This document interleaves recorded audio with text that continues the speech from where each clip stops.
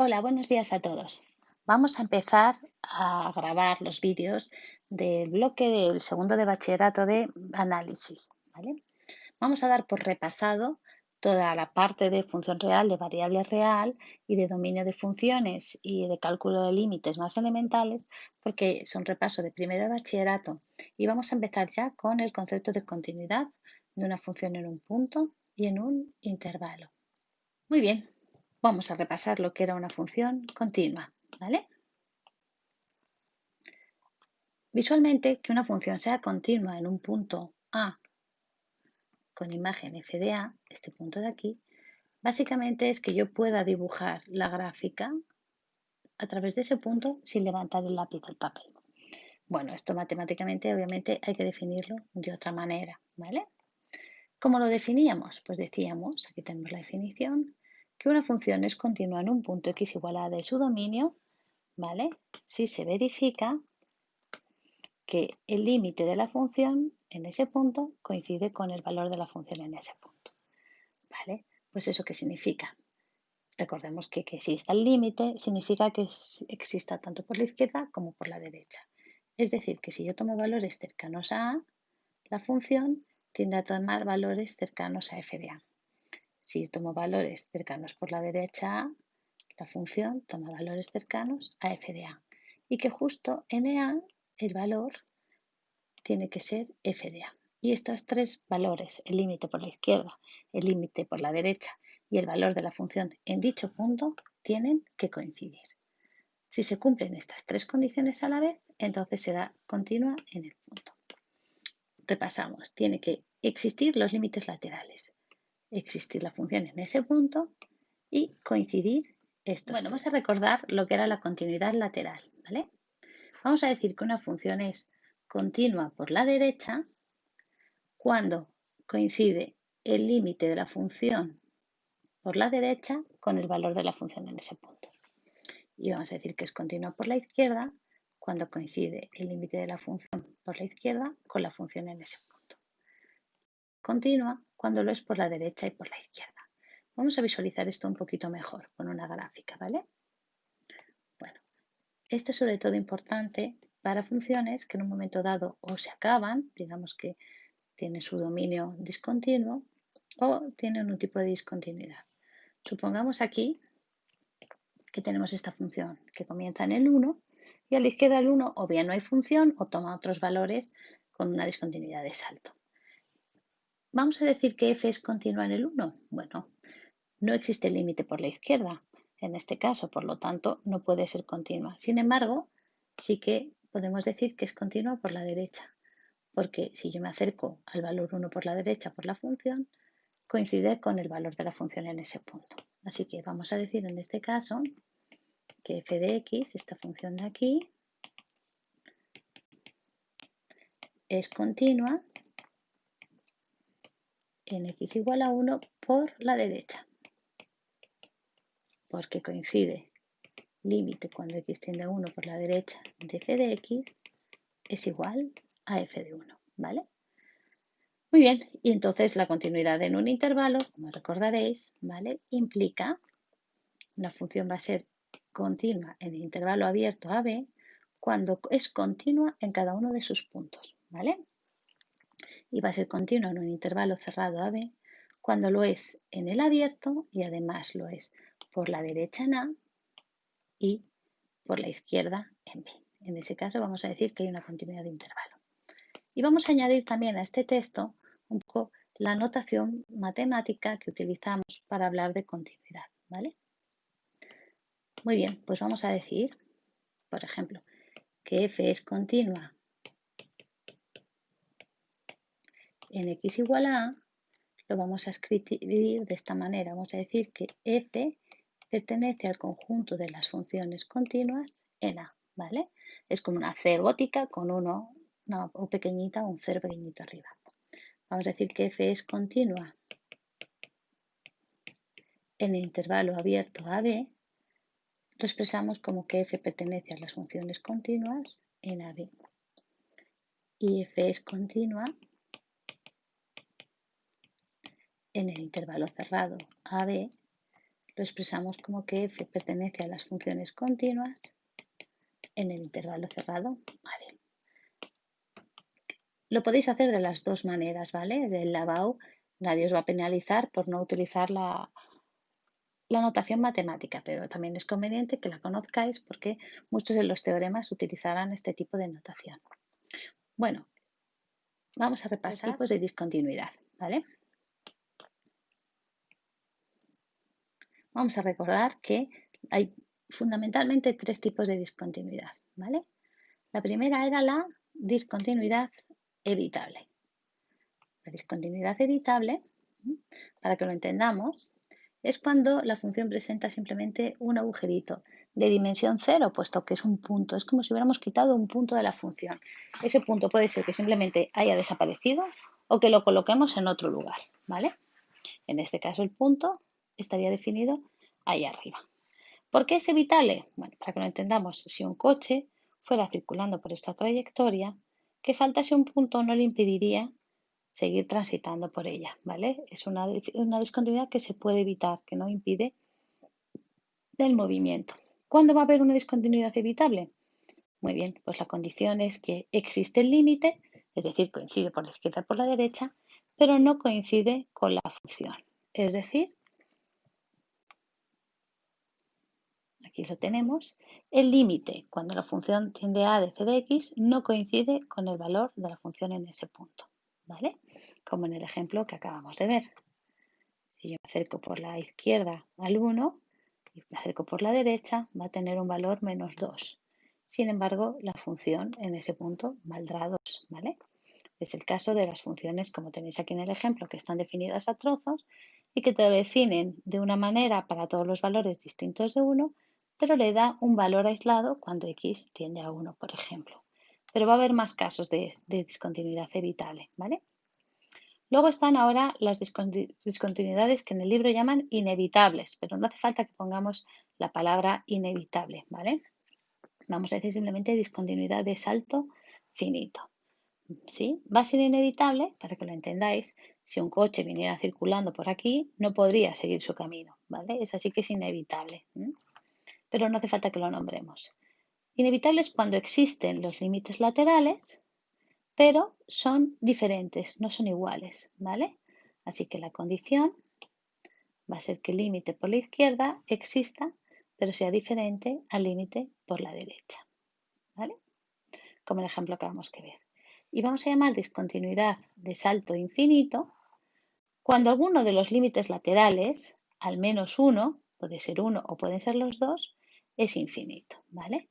Es decir, o uno u otro es infinito.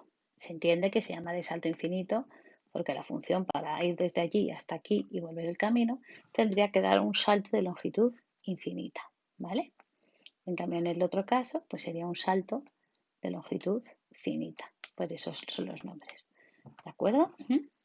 Entonces, bueno, simplemente recordar los tipos de discontinuidad porque cuando hagamos el estudio de funciones tendremos que decir dónde es continua, dónde no es continua y qué tipo de discontinuidad presenta, ¿vale? Vamos a repasar un poco las propiedades de las funciones continuas, que ya las sabéis del año pasado, ¿vale? Bueno, si dos funciones son continuas, su suma es continua. Si dos funciones son continuas, su producto, ¿vale? También es continuo en ese punto.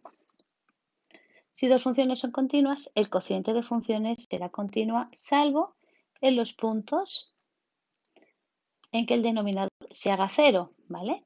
Porque en esos puntos habrá que estudiar la continuidad. Podría tener diferentes tipos de discontinuidad en ese punto, podría ser evitable o podría ser una discontinuidad infinita, ¿sí? Y por último, la composición. Si f y g son continuas, de forma que f es continua en x de a y g es continua en f de a, recordamos que la composición de funciones se aplicaba a una función sobre otra, ¿vale? Entonces, la composición también sería continua. Lo vamos a ver en ejemplos, ¿vale? Vamos a recordar las funciones elementales. Las funciones polinómicas, que eran polinomios, son continuas en toda la recta real, ¿vale? Así que lo podríamos poner directamente como que f pertenece a las funciones continuas en R, ¿vale? Los cocientes de polinomios, las funciones racionales, van a ser continuas, salvo en los puntos que el denominador se haga cero, ¿vale? Las funciones con raíces, con radicales, ¿vale? Bueno, si el índice de la raíz es impar, ¿vale? Va a ser continua en toda la recta real. Pero si es par, recordamos que no existen las raíces de índice par de números negativos. Así que para que sea continua necesitamos que el radicando sea mayor o igual a cero. Muy bien, la función exponencial básica va a ser siempre continua en toda la recta real, ¿vale? La función logarítmica básica con base a mayor que cero va a ser continua en toda la recta real. Es decir, f pertenece a las funciones continuas desde el 0 a más infinito, sin contar el cero, ¿vale? Son las estrictamente positivas. La función seno y coseno es continua en toda la recta real y como estuvimos viendo en clase, la función tangente pues va a tener discontinuidades infinitas en los puntos en que el coseno se hace cero, ¿vale? Que la tangente también sería infinita, que van a ser todos los múltiplos impares de pi medios, ¿vale?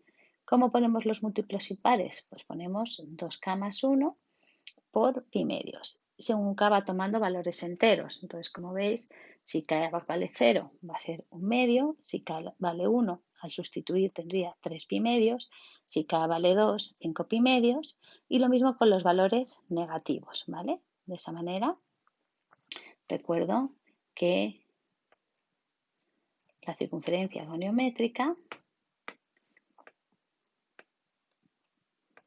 vamos a ver, ¿vale? Si teníamos un ángulo cualquiera, este valor era el seno y el abajo en horizontal era el coseno. Y que este valor se iba a hacer 0 cuando el ángulo valiera pi medios, 90 grados, 3 pi medios, 5 pi medios, 7 pi medios, ¿vale? Y todos los múltiplos, porque la función coseno tenía una forma así, ¿recordáis? Y se hacía 0 en estos valores. Pi medios, 3 pi medios, 5 pi medios. Muy bien, como la tangente de x es seno de x partido por coseno de x, pues todos los valores donde el coseno se haga 0, la tangente será infinita, ¿vale? Además también recuerdo pues, que la tangente se podía visualizar prolongando sobre la recta tangente, ¿vale? Esta longitud de aquí sería la tangente, que como veis en pi medio sería infinita y luego menos infinito y así iría cambiando, ¿vale? Lo que hace que la función tangente vaya a tener infinitas, vamos a ponerlo más finita, asíntotas verticales, justamente en estos valores pi medio, 3 pi medios, 5 pi medios, y va a tener un aspecto algo parecido a esto, ¿vale? Bueno, vamos a resolver algunos ejercicios básicos, ¿vale? Estos ejercicios son muy sencillitos, son de repaso. El 39 dice, indica si las funciones son no continuas en el punto x igual a 2, ¿vale? Y nos dan esta primera función, 3x cuadrado menos 1 cuando la x es mayor que 2 y 2 partido por x más 10 si la x es menor o igual a 2, ¿vale? Bueno, pues lo primero que tenemos que hacer es poner la definición de continuidad. F va a ser continua en el 2 si se verifica que el límite cuando tiende a 2 por la izquierda de la función es igual que el límite cuando x tiende a 2 por la derecha de la función igual a la función en dicho punto, ¿vale? Así que vamos a intentar comenzar todos los ejercicios poniendo la condición de continuidad. A continuación vamos a calcular cada uno de estos valores, este valor y este valor, para ver si existen y si coinciden, ¿vale? Bueno, vamos a calcular el límite de esta función cuando tiende a 2 por la izquierda, ¿vale?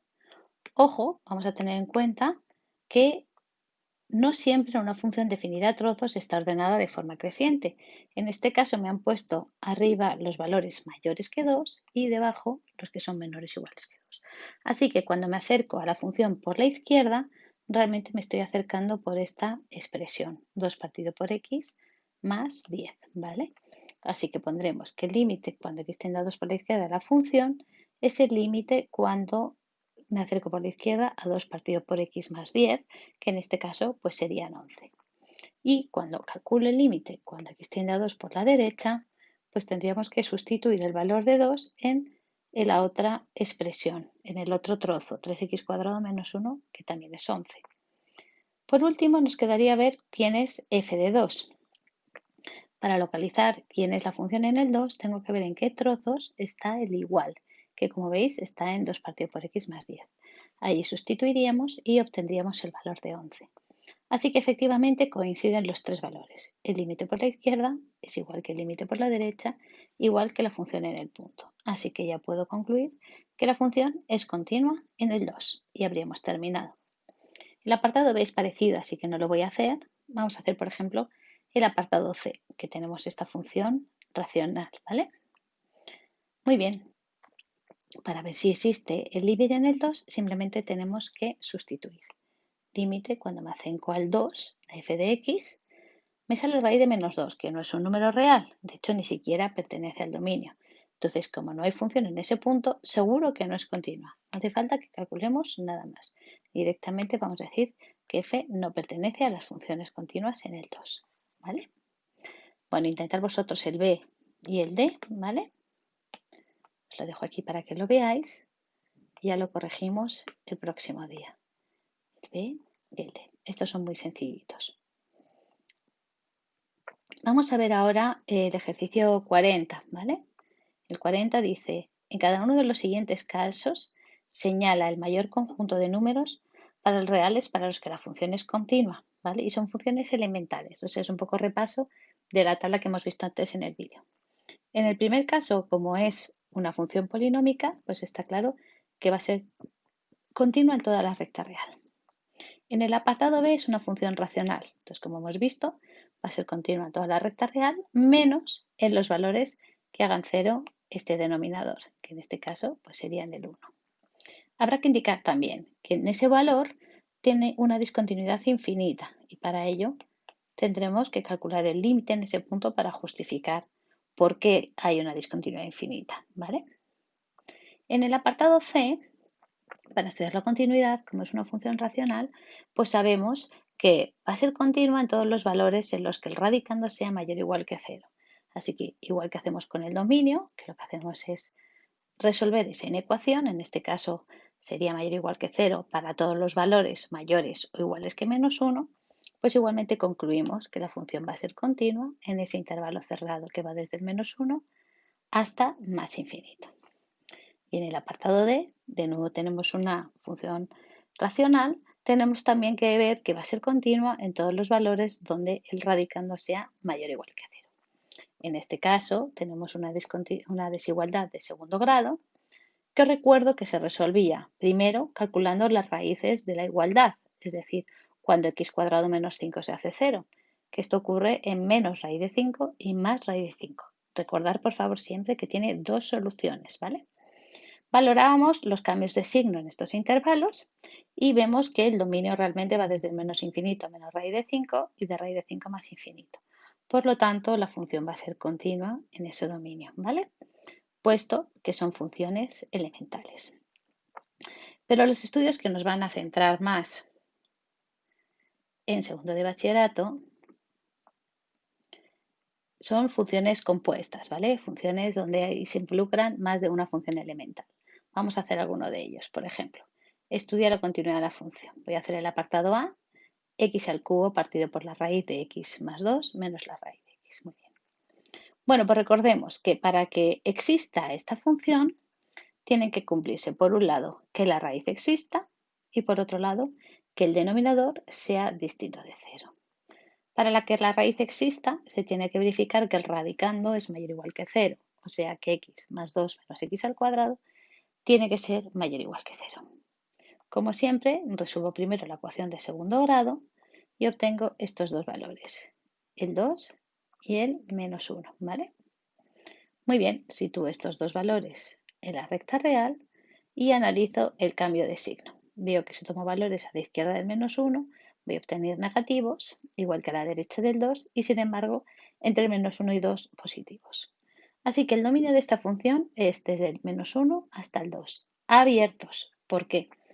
Porque en estos valores, en el menos 1 y el 2, son donde se hace 0 el denominador.